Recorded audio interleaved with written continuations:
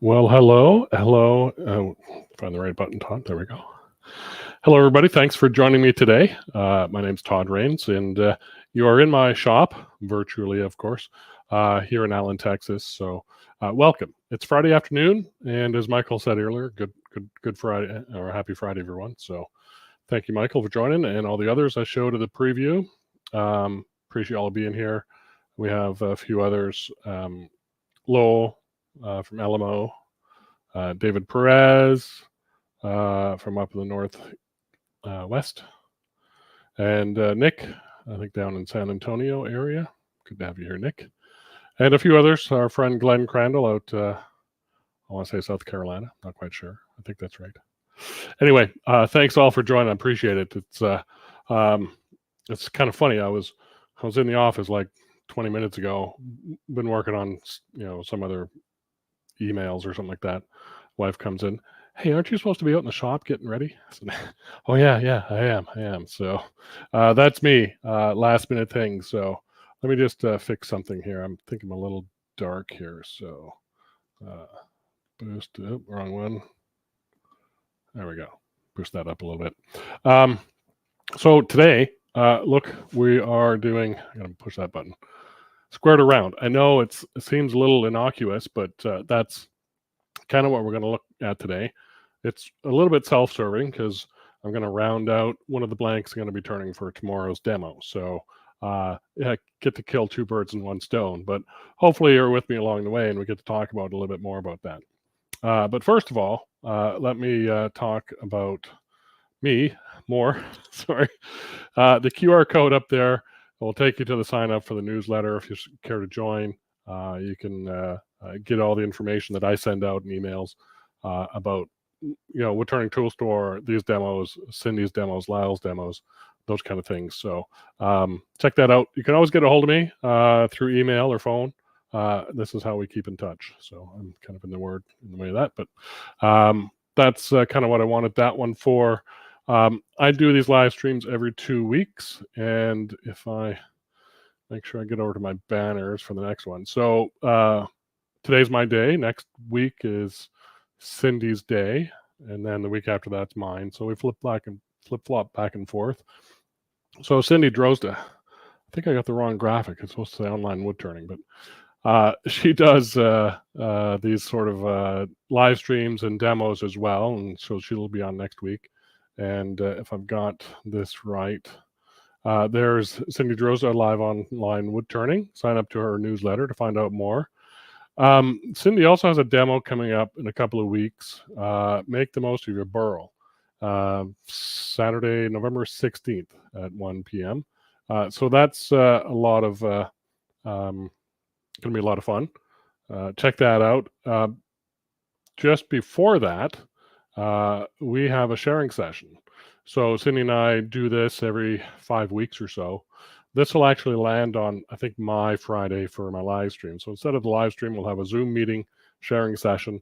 Join that, sign up to the newsletter, and you will get a notification of the Zoom meeting details the day of and that kind of stuff. It's a lot of fun. You learn a lot of stuff. You get to meet other wood turners or hear from them. And so it's a live Zoom meeting so we can talk back and forth and share what we've turned, learn some of the things we've discovered along the way. So check that out. But tomorrow is my cake stand demo. So tomorrow noon Central Time, I'll be doing my cake stand demo. Let me see what I'm hiding here, or just my signature. Not a big deal. So this will be a lot of fun, and that's part of what I'm prepping today. Is that pedestal blank there? So we'll be looking at squared around for that piece of wood. You'll see it here in a moment. So the thing we're going to be doing today is we're going to give away a couple of tickets to this demo. We will start that in a few minutes. I'll put that banner up in a few minutes, so we'll take a look at that one. But I want to show a few photos, and I've got the actual thing here of what we're going to make. I know I've made this graphic just as a drawing, and because I want to make one to spec. So not usually my thing to pre-draw that detailed of a drawing for a turning. Cindy is very good at that and things like that. I'm more of a sketch it out lightly, put it on the lathe, and see what comes. So I'm trying to learn a bit more about how to do those drawings and that kind of stuff. So this got me to thinking about this one, doing a cake stand again. I haven't done one for a dozen years or more. So this is what the drawing looks like, sort of close up. You'll notice in the graphic, if I go back, the bottom base, I've got a recess. I've changed that. I'm going to do a tenon. So, as I went through making one again, I decided, okay, a tenon's better.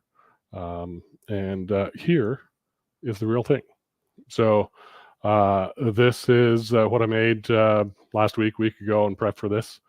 And just got the finishing sort of done. We got a nice cherry top and an ambrosia maple base. Little mixed woods, maybe not the best woods to mix together, but it sure is pretty, I tell you that. Here's a better shot showing the flame, sort of curly cherry on top.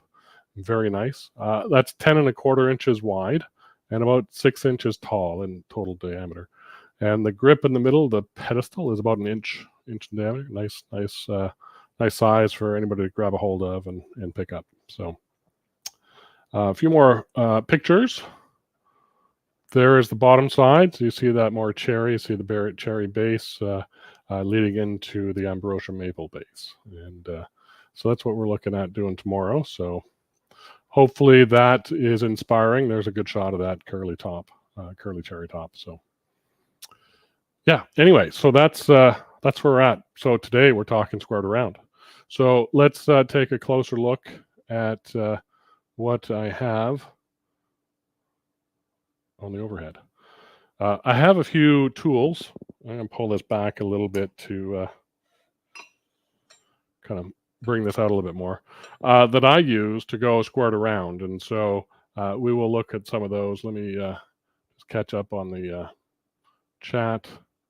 Everybody's saying hi. We've got Joseph and Josh and Calvin. Lots of good people joining in here. Ed Sims, thank you for joining. Ward again, and a few others. So good to have everybody here. Charlie from across the pond. Is that Charlie? I believe so. Good to have you here. And my friend Mike OB is here. Whoops, missed that one. There we go. Good to have you here, Mike. Thanks very much for joining. Well, I guess I saw this on the corner of my table, so I thought I'd talk about this too. This is what we did 2 weeks ago, a 3-corner bowl. This is the one I turned in prep, and it's got some nice little features on it. It's silver maple and looks really good. This one is a bit smaller than the one I turned live 2 weeks ago, but otherwise the thickness is about right. So, and very little sanding done on this one. Actually, no, this one. The very little sanding on the one I turned. Glenn has that one. He won the drawing of that last week, so that was pretty cool. So today we are going to talk squared around. Let me zoom back out. We got a few tools that I use. Some I use more often than others. This big skew, it's a Thompson skew. I've had this for years. I've made my own handle for it and stuff like that. I actually pulled this out of a drawer I haven't used in a couple of years. It's a big skew. I don't do a lot of big stuff anymore, but we'll take a look at it and maybe apply it to something today. So the skew is there. That's a good one to always have in hand. I always use a smaller one for a lot of stuff. This is a nice 5/8 inch spindle gouge. So a nice sort of big stout spindle gouge. That will work too. We'll maybe put that to the test.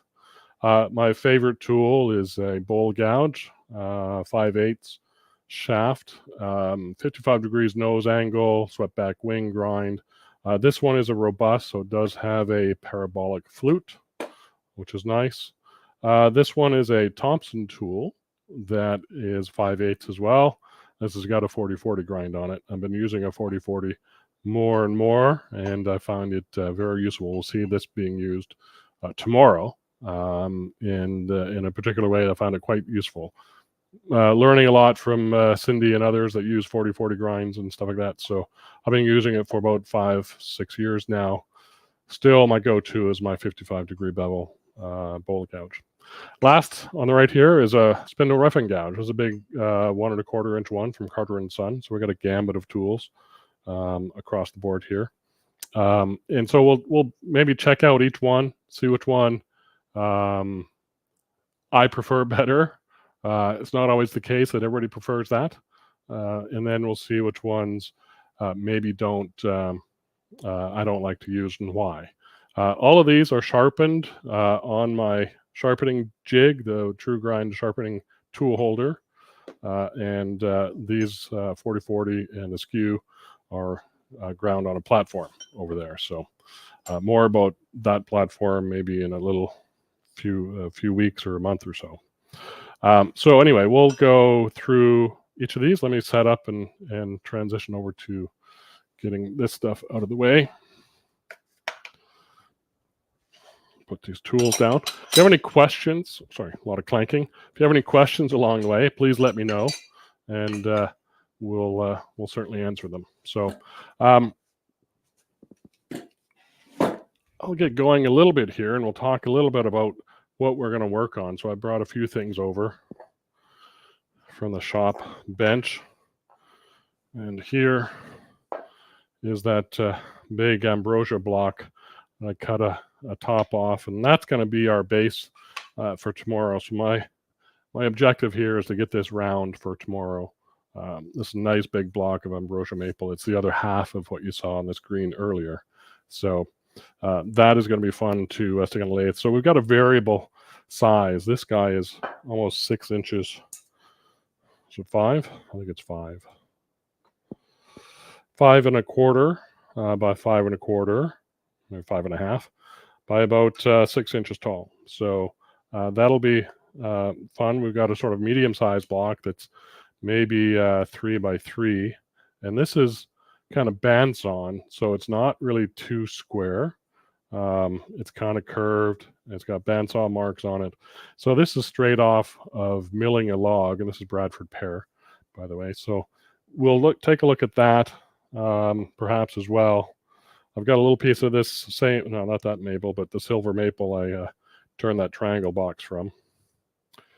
I'll put it over there. Yeah. And so we can turn that round, and we'll show maybe different ways of how we chuck that up and turn it. So everything I've shown so far is all spindle. This little guy is a piece of face grain wood that will also turn to round. And we'll see what the difference is turning face grain versus end grain or side grain. So let's put those over there, that one over there. We'll start with maybe a small piece of maple. This is, I brought this one over just to kind of show that I don't need to have, let me just double check that. Well, it looks like it's focused. Okay. I don't need to have everything with a tenon on it to grip it. You can see I've got jaw marks in this guy. So if it's small enough to fit in my chuck jaws and square enough to do that, I will typically do that and not worry about turning a tenon. I do typically put tailstock support up when I'm doing that. So we'll do that with this guy as well. We'll see if it's going to fit in any of my chucks just as is. And I am over at the board here, over at my chuck board, just holding my piece up to the chuck jaws to see which one it might fit in. And I have this one is probably going to do it, maybe. This one's too big, and this one's too big.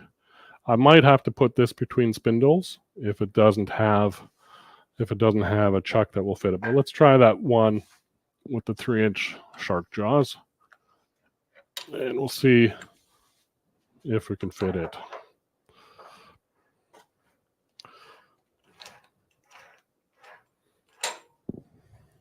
So let's get that over there. We'll see that guy. And what do I have on? Picture in picture. So you kind of see what we're trying to get at here. Does that look a little overexposed? That does look a little overexposed. Let me turn that down a little bit. There we go. Too much. Perfect. All right. So let's, this is the Axminster chuck. And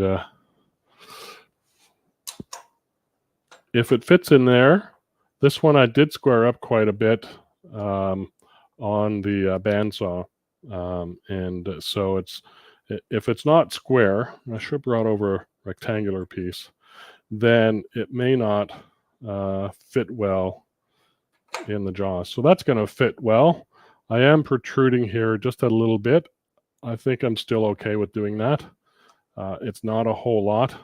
I just know I'm going to be working out here. So my goal is to turn this round, maybe put a tenon on it. I don't think let's just see. One of the things I'm thinking about in my head is, how is this going to fit once I get it round? Will it fit back into this jaw set? This might close too much. So things like that you kind of got to think about. If you got a piece of wood and you just want to play in the lathe, it's like sketching for artists. We just sketch on the lathe with wood. Then that's something to think about, is how you're going to do that. So I'm going to take a look at this. Sorry about the camera shake here a little bit. I'm going to zoom in a little bit more. I'm just going to draw on the end of this sort of the biggest circle I can get. That'll be my square to roundness. And we'll see how big that is. So that's 2 1/4. That's not going to fit this chuck. So 2 1/4 will fit probably my Nova G3. I swapped out other jaws that would work as well for the tower jaws I have on that big one over there. So this is what we got to plan for. So 2 1/4.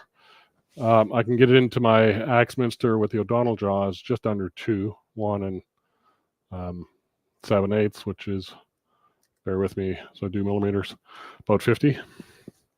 So just under 50. So we might do that. So if I do 50 millimeters, that is going to be probably, wrong button, that inner circle.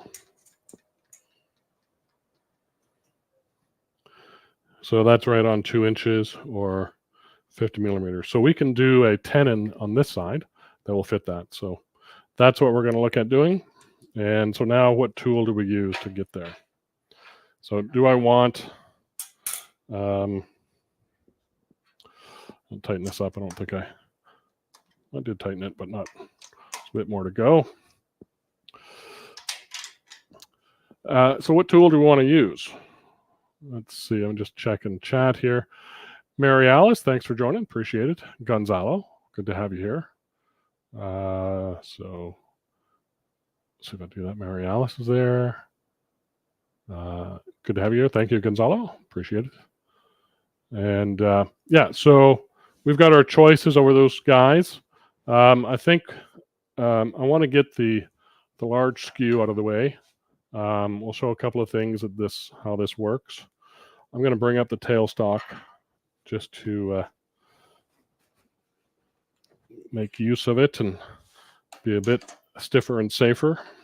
It's got a good grip on this chuck, but if you have the ability to, why not bring up the tailstock? I'm just going to wind out the tailstock a little bit and give my tool rest a bit of room. And just trying to get my handle. The nice thing about this robust lathe is if I where am I at here? Right there. If I look at the handle here, and I don't know, it's focusing on this guy. This handle can come in reverse sides, so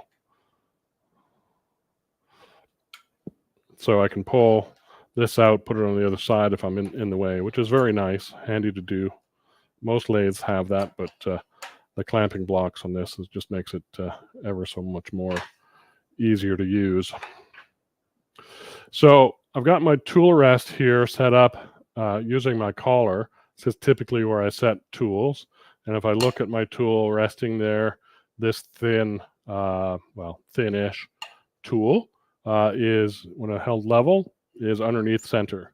And it's going to be pretty uncomfortable for me to use a skew because I have to have my handle way down low. So this is the point where, with the skew work, I typically work up top above center, just more for comfort. So I don't have to have this way down here. I can hold it up here and use it that way. So even there, I'm going to be kind of downward a little bit, but we'll be okay there, I think. So tighten that up a little bit. Safety glasses, which are elsewhere. There they are.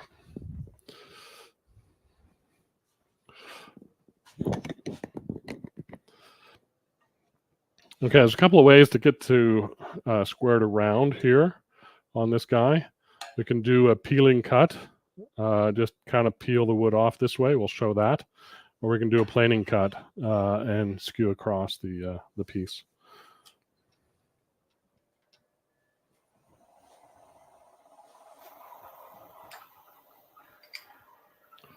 So peeling cut, get up to speed a little bit.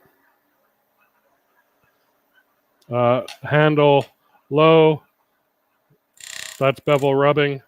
Raise the handle. Then you lift the handle and point towards center. And I'm getting close to that 2-inch mark. And so that leaves a pretty good surface on where you cut, and leaves a bit of tear out there that way. So that's peeling cut, and I typically, if I'm using a skew, I would just do that all the way down to get it round. We could also do planing cuts, and that would be more like going across the surface this way. I am not by any means an expert at the skew, but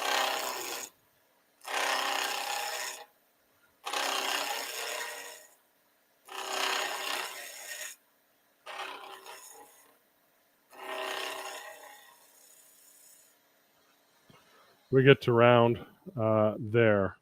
I'll leave a little bit. I got to make a little bit of a shoulder here to get into that chuck up there on the wall. And so maybe I'll just peel the rest of this. I forgot what I was, what word, plane or peel. So we'll do that. Let me get down the corner here. And let's see, does overhead maybe show better? Yeah, we'll show that in overhead this time. Let's show the planing cut in overhead just to kind of see that motion.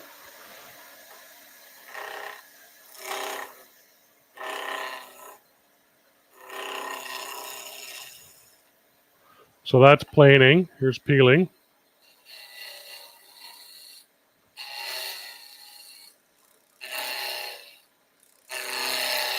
So I'm moving the handle over. The nice thing about this skewer, the slightly different thing about this skew, is an Allen laser grind on a Thompson tool. We've got this first section is fairly flat, almost like a scraper, negative arc scraper. And then we arc down our the side here. So this flat piece gets me a nice flat sort of square peeling cut.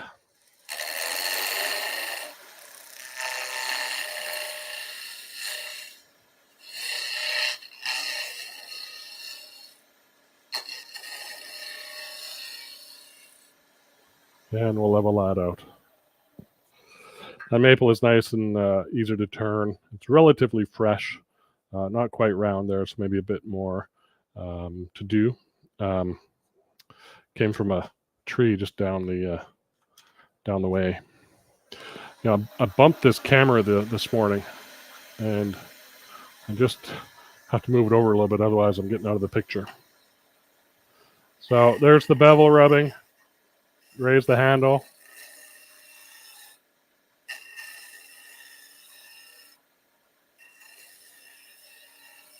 And we can plane back this way, a true planing cut.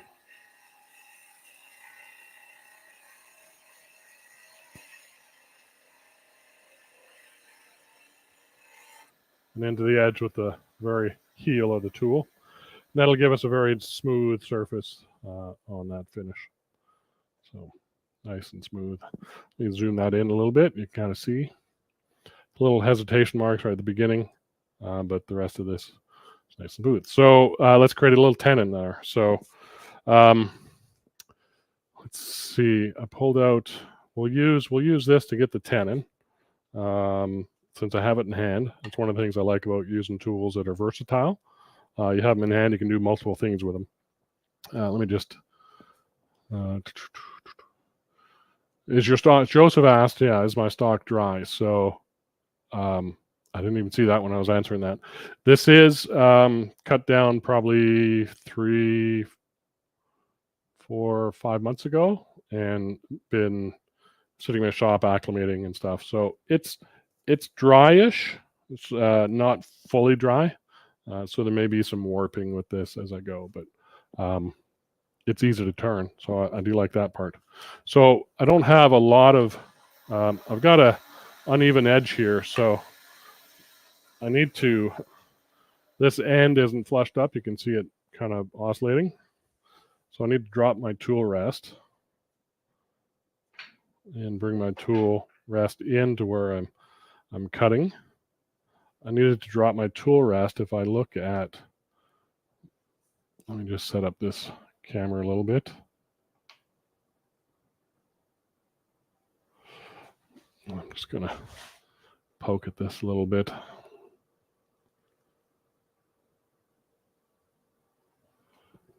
Spot focus that. So if I look at this area here, when I want to clean up this end, I'm going to do a V cut or an end V cut on it. I want my point to be at center, so I need to drop my tool rest a bit more so that I can get that point hitting center. So that's where we're going to go. We're going to V cut this way, and if I look at overhead, I need to have my tool not straight, but I need to line this bevel up with the flatness of this tool here, so my handle is slightly off to my right side, and we'll cut down. I'm not the best at these, but basically toe or point in. Took a little bit too much there. Seeing this with safety glasses on, I'm gonna have to peel that just a little bit. It's a little difficult. My eyesight's not the best.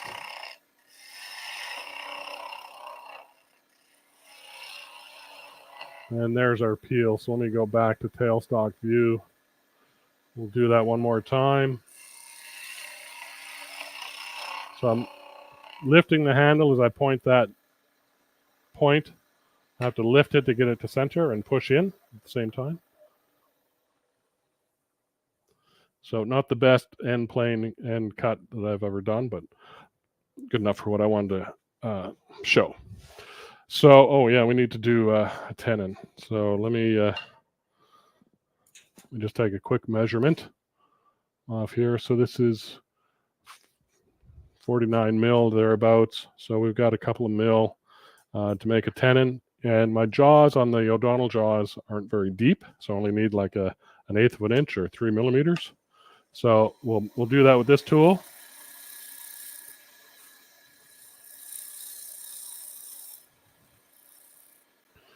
That's deep enough.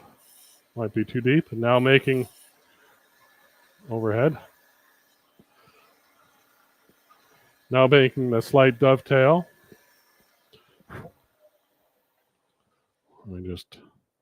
I'm doing a lot of this in prep for tomorrow as well. What happened there? Oh, that's my camera. Sorry. I got a little,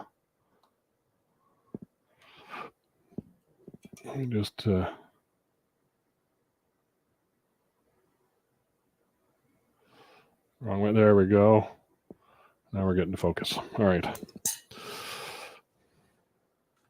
That's why I kind of like these live streams the day before demo. So I'm taking the point of my skew and getting into that corner. And I'm getting dust off the corner as well as the side of the tool. So that cleaned up the shoulder. I've got a little defuzzing to do right there. And that is a tenon ready to go into a chuck. Oops. Tool on the bed of the lathe rolls off, especially this one. It's so heavy. So I caught it just before it fell off. So that was my reflexes for the day. So let's throw this into the other chuck. It's nice if you have, and I'm lucky that I have multiple chucks that I can use and multiple jaws for those chucks. All right. Let's see. Paul has a good question. Do you prefer the curved grind to the straight grind? Yes and no. Depends on the task at hand. If I look at my little skews, these are 2 skews that I use. This one's a Carter & Son tool, and this is a old handled crown tool. And let me get that camera back out of the way. It's a little distracting on the camera there. So I have them both skewed straight. This one is not really used as a skew. This is a scraper. This is kind of like Cindy's 50-50 scraper. Not quite 50-degree incline, but close. So this one I typically use just as a negative rake scraper. I made it more pointy so I can get in to the side of things a little easier. And that is probably why this skew I do use as a skew, but I also use it as a negative rake scraper. So both. The rounded skew, I do like it on a bigger skew.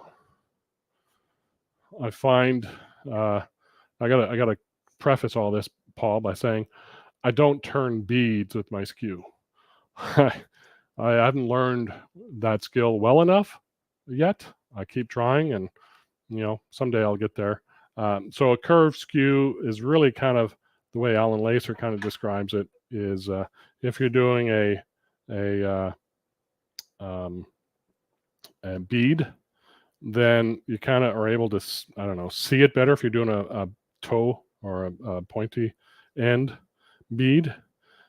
Your blade's not getting in your way of your vision. That's what he describes from what I can remember in my class with him 10 plus years ago. So I use both, but primarily on small skews, I use a straight one, straight edge. So on the bigger ones, I do like a curved one because I think it's a little bit easier to plane with it. It's a little bit easier to do some of the other cuts. For V cuts like I did, it does get that top edge out of the way of the view. So there is something to be said about that. But to each your own, however you think that might work for you.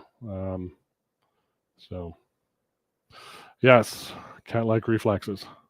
I know. I was hearing something, and the tool just rolled off the end of the bed. So I typically close my jaws down. I used to. You can't see what I'm doing here. Let me zoom over here a little bit and kind of come out a little bit. So getting the chuck off the off the spindle. I'll lock the spindle and I'll try and reef on this, but I don't like what it might do to these gears in there.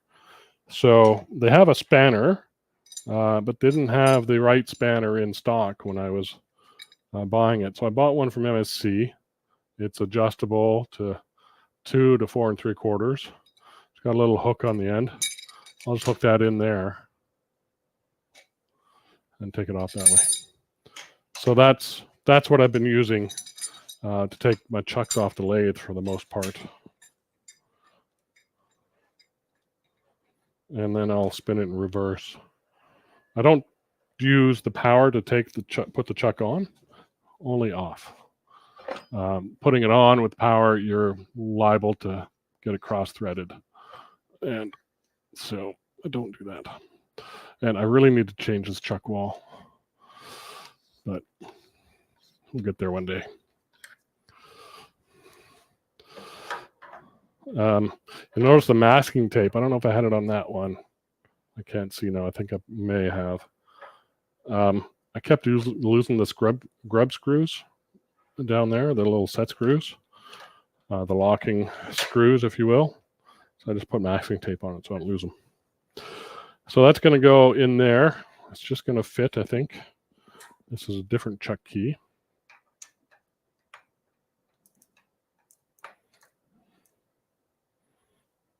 There we go. So now we can maybe use a different tool to do some. I could use that small skew. I'll show you the small skew as well, since I have it right here on the lathe. I'll bring up the tailstock again. I'm going to start the lathe up a little bit before I get that tailstock engaged. I think it just helps. You didn't really see it, but you kind of saw it. Helps get that center point centered. Questions? Why not use the bar hole in the adapter? Yeah. Oh, I say yeah. Oh, in the the Tommy bar. Sure. There goes that tool. I have a bad habit of laying tools on the tool rest. Yes, that is a good point, Joseph. Absolutely. The only thing is I have a hard time finding this. I have an old Tommy bar. It doesn't fit in that one. And that's actually just a peg to hold tape on the wall. I don't know where the other Tommy bar is. It might be in the cabinet, but I never have it handy. And usually the Tommy bar is only about that long, right? Maybe longer. You could put a handle on it. That would make it easier, get more leverage.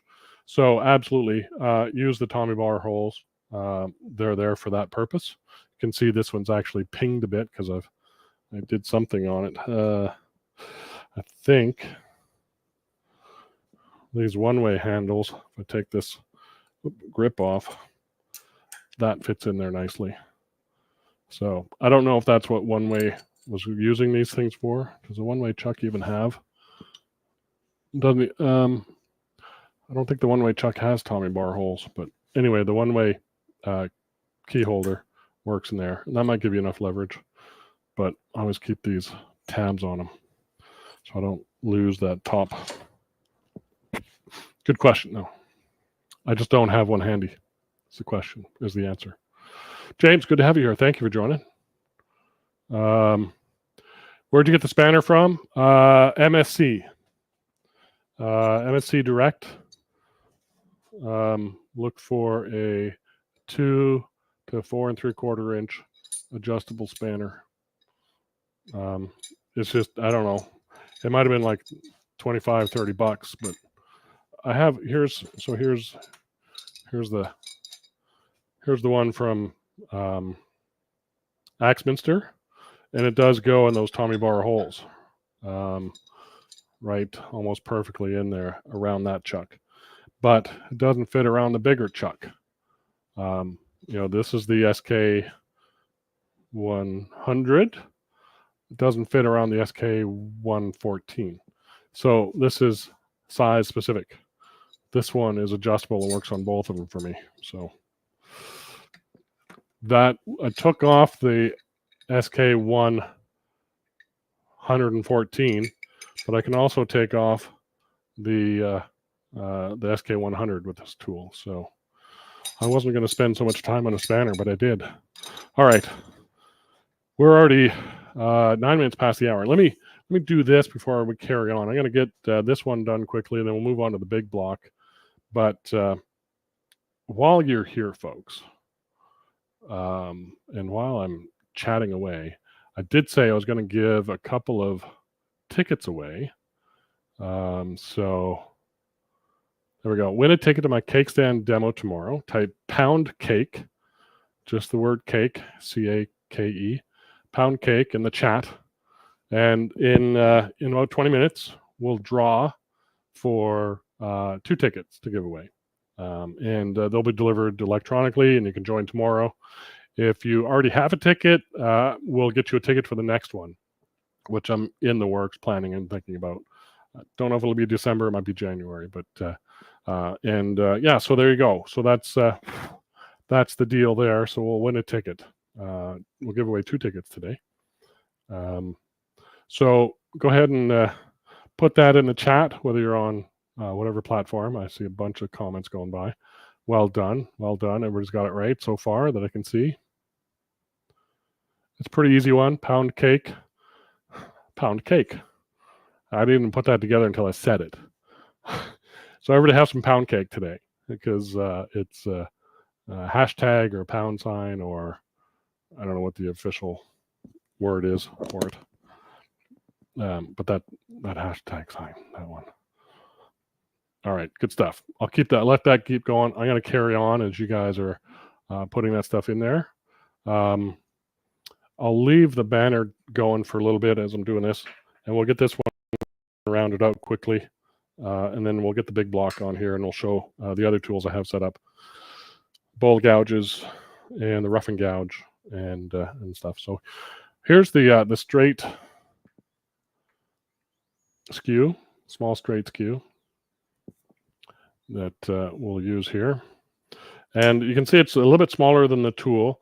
If we looked at the tailstock camera, I moved that out of the way. Let me do that again. Spot focus there. With my tool level, I'm pointing right at center.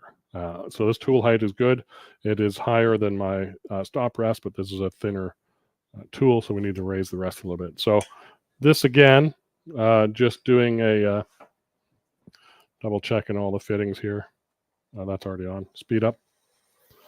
This again is doesn't have a flat, so if I want to get a flat peel, I have to swivel the tool over. So that's the advantage of the rounded skew that has a flat in the top. It's very nice for peeling. But this will peel holding straight, but I'll get a dovetail shape on my peel. If I hold it sort of off center, then I'm getting a straight. For roughing, I don't really mind holding the tool straight. Move the tool rest in a little bit. I just waxed my beds, my lathe bed, and got it nice and smooth. I'll peel a bit more.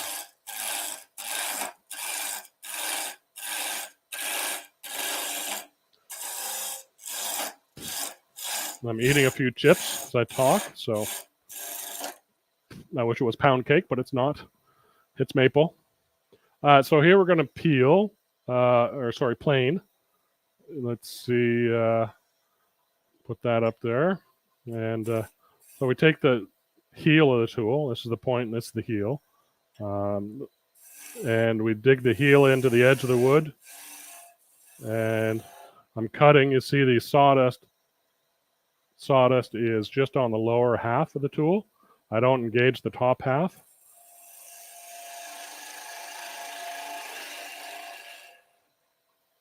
Come back, dive into that toe in there, move to cutting just up the heel of that tool, or up the tool from the heel.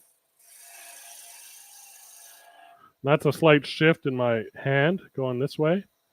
Let me just back that over this way a little bit. Didn't realize that. Sorry, folks. So digging that heel into the edge of the wood, shifting the tool a little bit to cut with the side or the edge of the tool. Come back. Come back. Some people can cut backwards. You can do that. I don't see the point. Maybe that's quicker. So that's a nice smooth surface, and trying to get that last edge.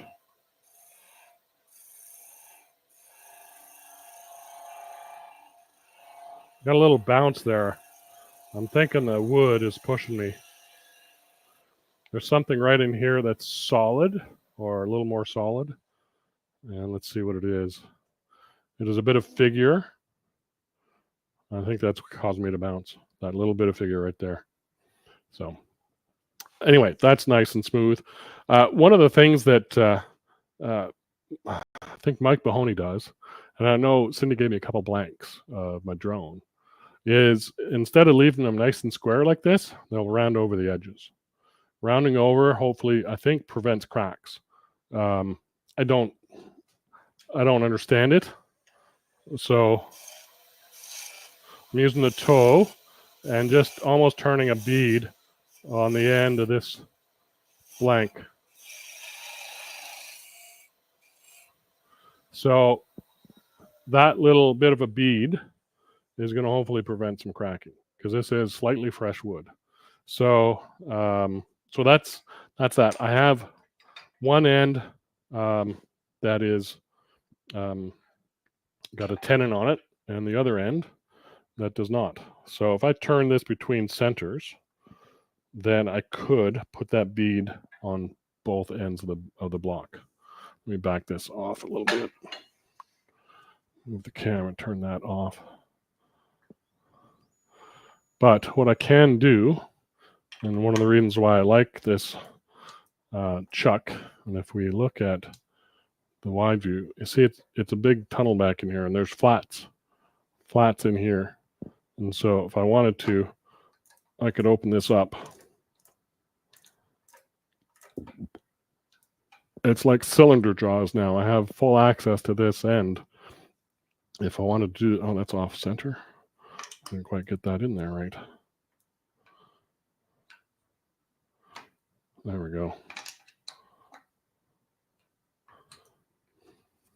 So I could go ahead and clean up this end. I'm going to leave the tenon on there, but I may just clean this up a little bit. Actually, I might leave that center point. If I clean that off, then I don't have a reference if I did want to do centers. So anyway, that's nice and cleaned up and ready for action of some sort. That is still really overexposed on this maple, isn't it? Now, what is that one? That is this one. This is part of my planning for tomorrow too, so wrong way. There we go. Just changing the, I don't know what that's changing, aperture or ISO. Not quite sure, can't remember. Anyway, so that is a bit better color on the camera. That is rounded out. Let's get this big block on, and we're going to do this one between centers. I don't have a chuck big enough. So again, close the jaws down. The reason I close them down to hang them up is then I can measure tenon and recess sizing on the wall. And so it's just one of the things I do. Spanners again, lock the spindle, hook that into that jaw opening. Away you go. Speed to 0, reverse. You can see my elbow. Sorry about that. All right. Let me check if there's any questions. Or pound cake, yes. Well, it's the Josh. Very, very good. Hopefully did the actual pound sign and the cake. So to enter, but yeah. Pound cake is definitely Steve, thanks for joining today. Appreciate it. Good to have you here. Um, yeah, so we'll do that drawing here in a little bit. I'm looking at the clock. We're 20 past. I'm going to do that in about 5 minutes. I'm trying to get out my drive center and live center. This, Shelley was right. Shelley was right. I thought, oh, this is going to end early because all I'm doing is turning things from square to round. But you're right, Shelley. I just tend to, talk a little bit and just kind of ramble on. But we had some good questions. I'm happy with that. So we got this nice big block of ambrosia maple that we're going to mark up and center. I find the center with my center finder on both sides. This is going to be oriented in spindle orientation, side grain or end grain, however you want to call it. There's some nomenclature that the wood turning field has to settle on, but there's different schools of thought everywhere. One more? Did not do that one? Did that one. All right. That's done. Magnets are your friend, by the way, to hang everything up with. So right in the middle of that guy there, and in the middle of that guy there. I realize that may be slightly out of focus for you there, but it's down on the bed. All right, now I gotta figure out. I want to put a tenon on one end. Probably just get it to round here, but I do want to have this sort of mounted in the orientation I am going to have it tomorrow. This looks pretty good. I had a little bar conclusion on the other block. If we see that here. So right at the bottom of the picture, there, that brown spot is a bar conclusion. So I'm clear of that on this piece. I don't have any that I see. So we shall put this up. So this is a big chunk of wood to go squared around on.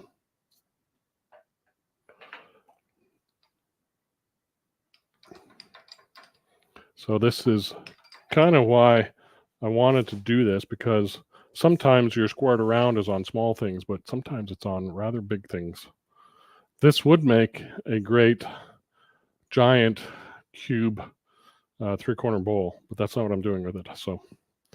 So grain is going this way, so it is spindle orientation.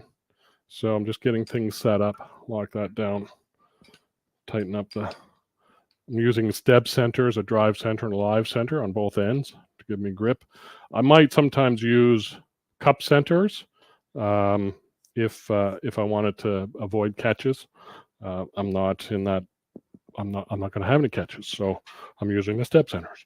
So that's the way that goes.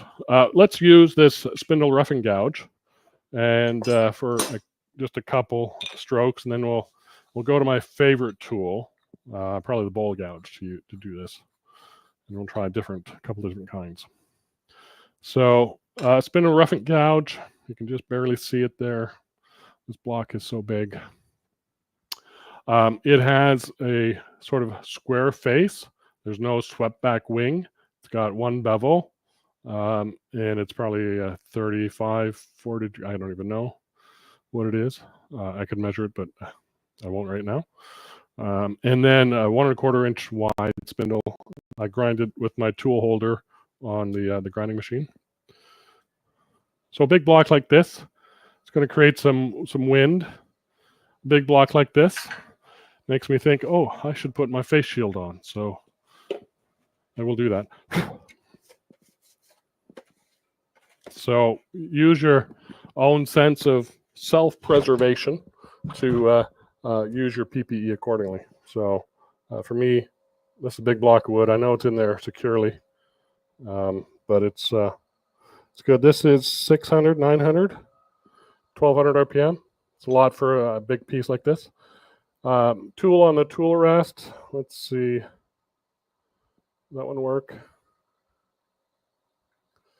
Move this over a little bit. There. So tool on the tool rest.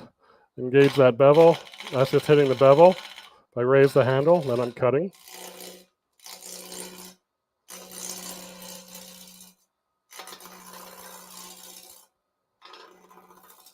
So it takes a lot of work from a roughing gouge point of view on this larger block to get to round, because I have to be down there quite deep, and that exposes this wing to getting caught. So if I was just to go straight in like that, this wing would get caught and roll over. So I'm holding the tool this way so this wing doesn't get caught, and I can't really get that. I mean, I can get deep, but it's just not my favorite tool to use on something this big.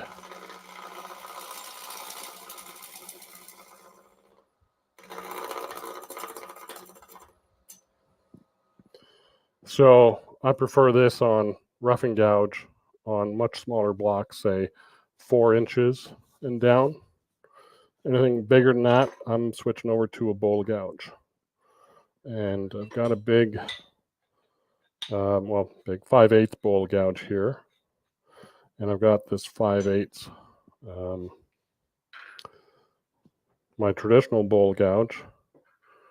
And let me just find a handle here. Oh, we'll take the handle off the spindle roughing gouge. I got all my tools set out here for tomorrow's demo, and then I added these tools for today, so I got a bit of a mess over there. So I showed the skew. I showed the spindle roughing gouge. I'm going to show these bowl gouges now. We've got a 55-degree bevel angle and a 40/40 tool to use. So I'll start with the 55. Well, actually, I'll start with the 40/40. I'm really not used to this tool for roughing, and so this will be interesting. I mostly use my 55-degree bevel bowl gouge. And the reason, one of the reasons you saw me cut this direction, it's with the grain. So we'll do the same thing with these bowl gouges. This one I can hopefully just stick in and have the 40/40 bevel go the direction I want it to go.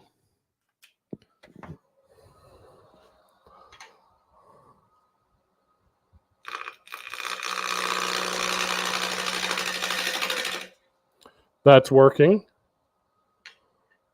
That's good.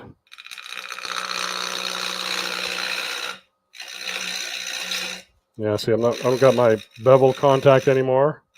My nose angle, is that right? So we'll just level that out just by scraping.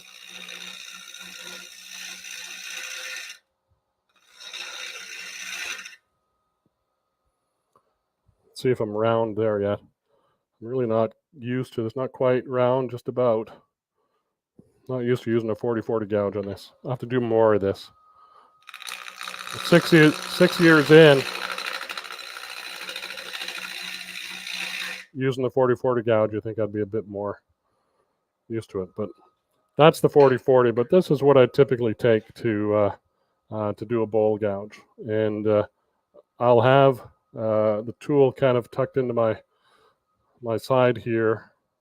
You can't really see that on that camera, but and then pointing the bevel sort of slope down the work, and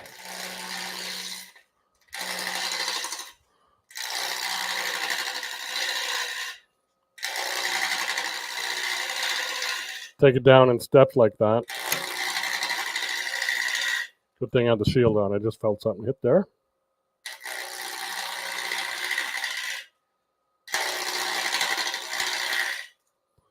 All right, let's stop that for now. We'll kind of pick this up in a minute.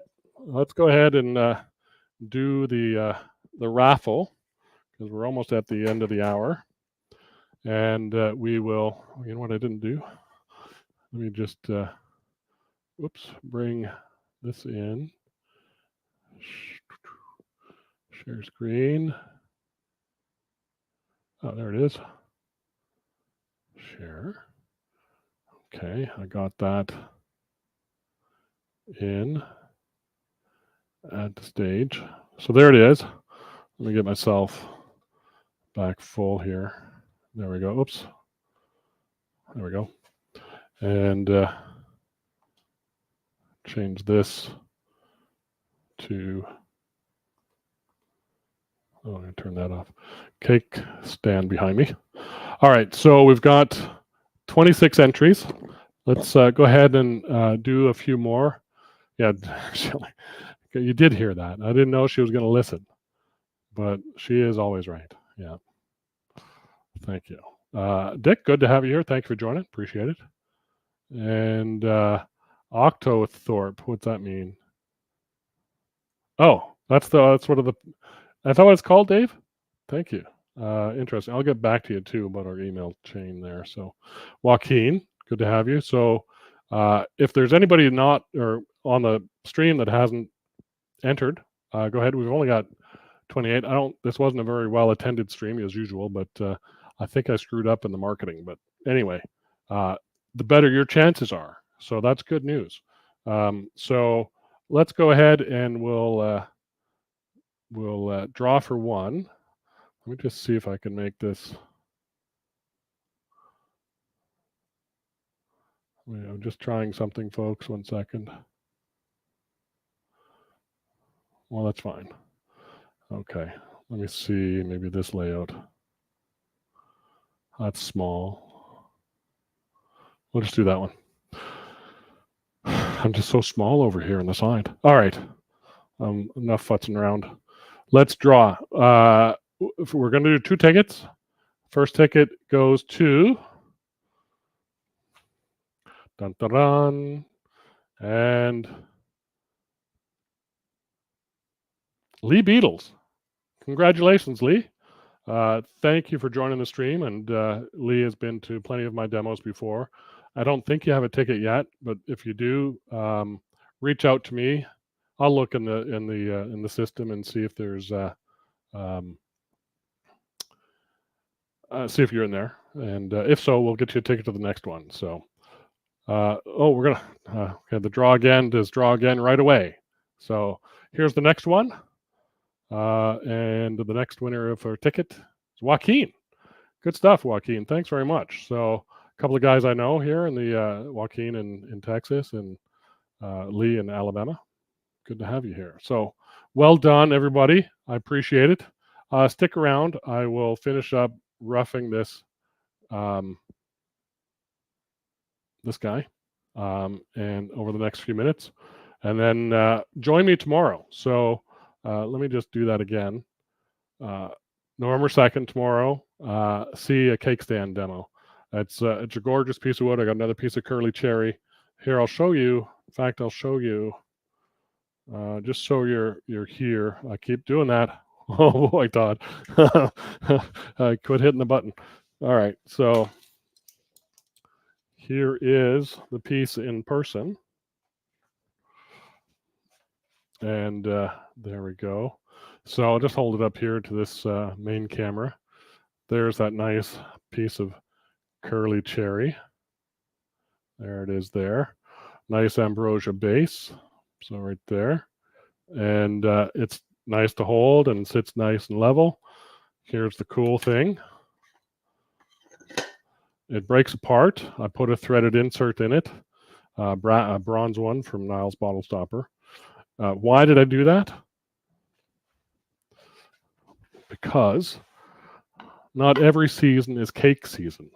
And so we might have a nice bowl to put on the pedestal. So we got a nice true arc bowl. Yes, it is what it is. But I think it adds a nice touch in there. Looks like the pedestal maybe goes through. But so adding that threaded insert allows you to kind of change it out, multi-purpose, fruit bowl, candy dish. When you don't have cake to show, cake plate is good for cakes, muffins, cupcakes, cookies, all kinds of things. So we have a multi-use device. So I'll be showing this part only. You can make your own bowl and stuff, but that bowl was made with the True Arc system from Robust. So it has a very nice interior curve to it. I'll show that again just as a bowl. So this is the nice thing too. On the plate and the bowl, I put the female piece, and so this will sit nicely on a flat surface just as itself. So you can use it just as a bowl. You can set the cake plate down on a flat surface and just use it as a tray, a serving tray. So all these things are possible. And there's the nice shiny interior drawer. You can see the reflection, nice reflection just going without any bumps, lumps, or humps. So anyway, that's my pitch. That's why you need to join tomorrow. Watch me do this thing, and we'll have a lot of fun. All right, enough of that. Let's get back to it. Any questions?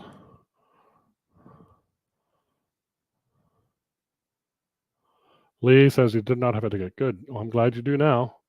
And congratulations. I'm just looking. But hitting the button is so much fun. It is. Pie. Yeah, you could put pie on it. That's a good idea. Pie. Joaquin, thank you. Very nicely designed. Thanks, Todd. Now I'm hungry. Yes, me too. I know. Yes. Oops. I really like the multifunction. Thank you, Richard. Charlie. Was that a funnel, Todd? It was barely. It could still hold water, but it was way too thin at the middle. So not quite a funnel, but close enough that I had to plug it. So yes, it happens. But you know what the funny thing is as I was plugging it, I have to talk about this just for a quick second because Charlie brought it up. It's his fault. Is because this is a cake stand bowl, or could be a bowl, I might purposely do this again and make it a handle, so you can carry it like a serving tray thing. So have a nice finial come up with a nice little handle on the end, and then you can carry the whole thing around that way. So that's another thought. Mistakes happen, but sometimes you get these ideas out of mistakes. Excuse me while I cough in your guys' ears. Sorry about that. All right. This was my one task today, get this round, so that's what we're going to do. Thank you, Charlie, for pointing that out. Yeah, okay. There's the redemption. Thanks. So let's just go ahead and finish this off with my 55-degree bowl gouge. So just cutting from high grain down to low grain, or downhill, as they say. When I get to this end, I flip my hand, switch hands, and I go off the end this way. A little bouncing, pushing a little too hard.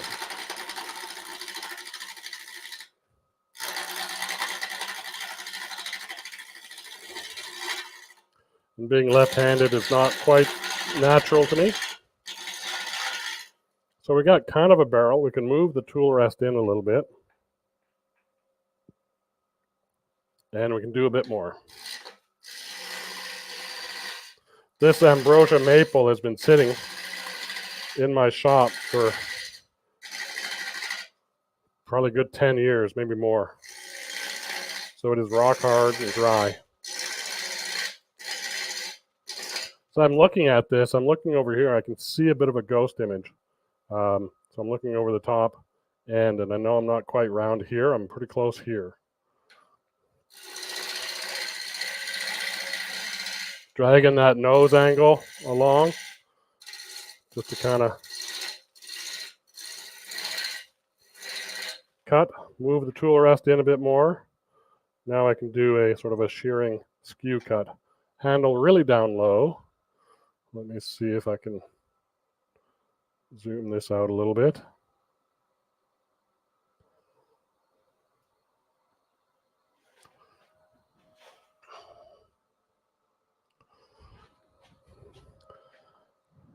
Handle really down low on my hip, the tool pointed up, using that edge as a skew.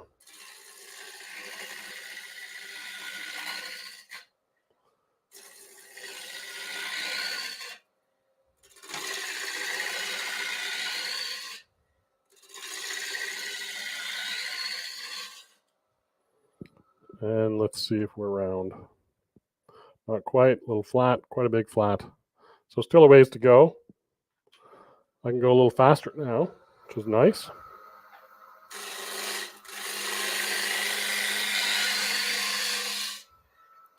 What does that look like to that perspective? A lot of chips flying at you.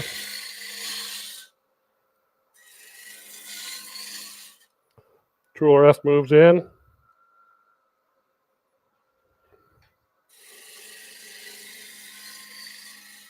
Use my tool to here. I got a little bit of a lump there.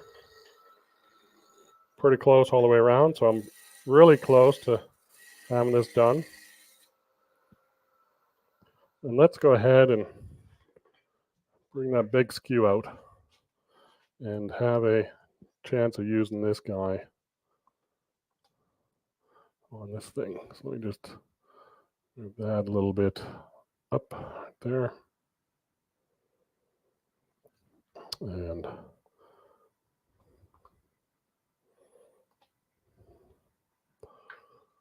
wrong way.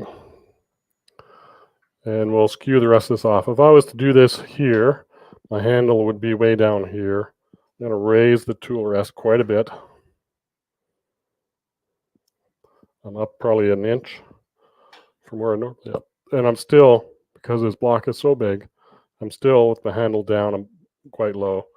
You can see I'm way above center here, but we'll cut there. It's pretty comfortable. I can move across. My hands aren't getting in the way of the tool rest. Down here gets in the way. So raise your tool rest if you have a big tool or a big block of wood and need room. All right, oops. Gently, Todd, gently. Okay, heel in. Move to the upper or the lower third of the cutting edge. Lost the cut, come back in.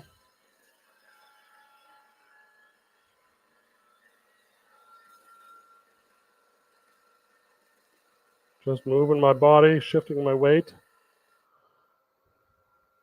Got a few lumps in there, still not quite round.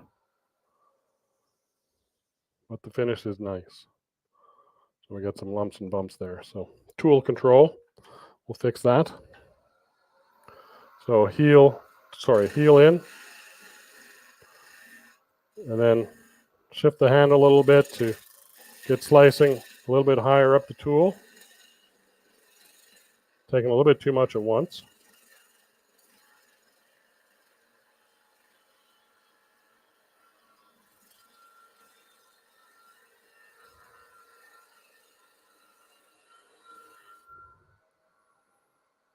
Still lumpy over here. Something's bumping me right there. Yep, still.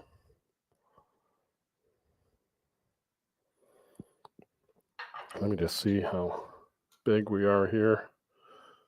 Oh, plenty of room, I think. I need 5 inches. I'm at 5 1/4 yet, so a little bit more. We'll get a little bit more aggressive.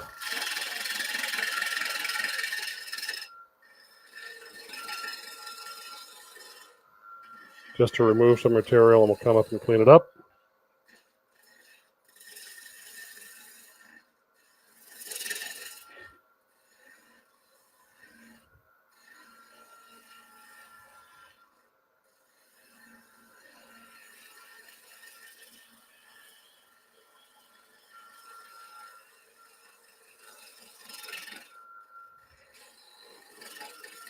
Dug in too hard there at the end.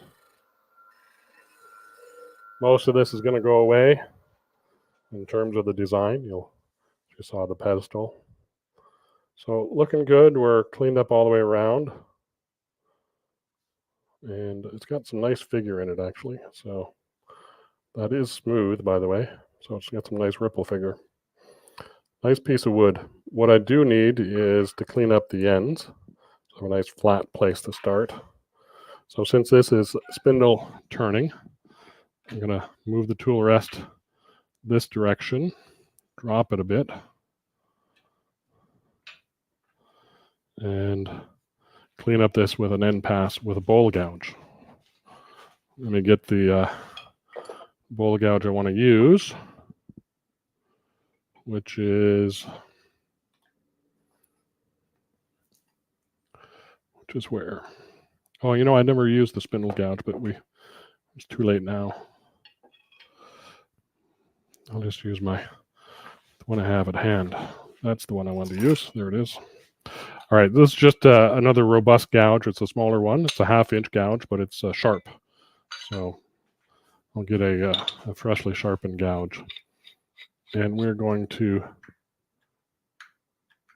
lose power there. Huh. Oh, I see. Yeah, I did. I lost power in that guy. It's really jiggly now. Sorry about that. So we're going to take this tool and cut across the face here.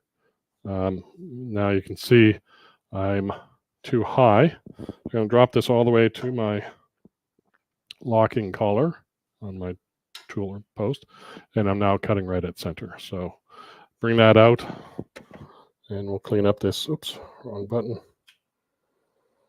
Clean up this wobbly edge. So I got my bevel kind of in that position where it's going to cut nice and straight.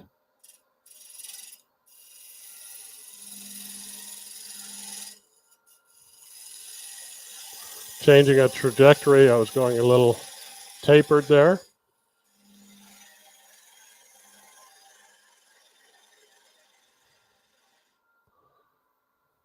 Nice and smooth. Take a look at that.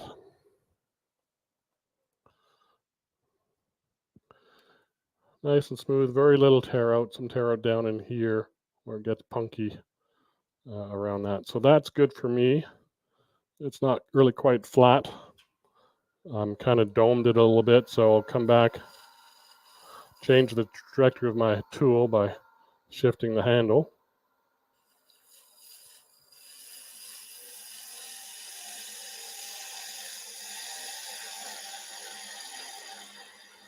And I'm lifting the handle as I go because I need to get it to center. So that's done on that end. Take the tool rest out, swing it around, do the same thing on the other end. This one I have to flip over to, oops, wrong way. I don't know how I lost power on that little controller up there.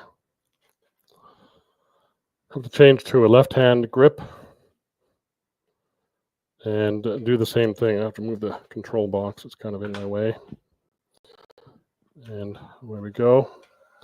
The same sort of thing. I try and get the first cut all the way to solid wood rather than cutting iron wood. It bounces. So if it's really jacked up, you kind of have to cut iron wood the first couple of.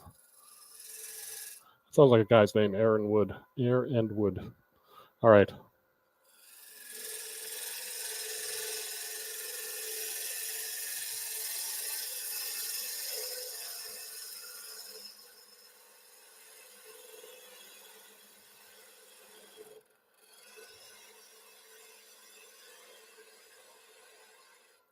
That gives me a good sort of palette to start with.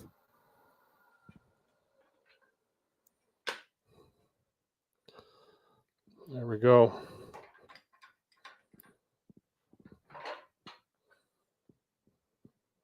Grab that solidly. That's the piece we'll be using tomorrow as the base. And then the top will be turning. It's prepped and ready to go. Another nice piece of curly cherry. Nice thick block, 11-inch plank that I had, and some cherry glued on the bottom to get the thickness. So enjoy that tomorrow. We'll see you then. But thanks everybody for joining me here today. I do appreciate it. And thanks for sticking around for the last little bit of turning. Thanks for entering the drawing. Everybody have a great weekend. Hopefully, I'll see you all tomorrow. So just go to Woodturning Tool Store and buy a ticket. Oh, I should take that banner off. Should have took that off a while ago. Sorry about that, folks.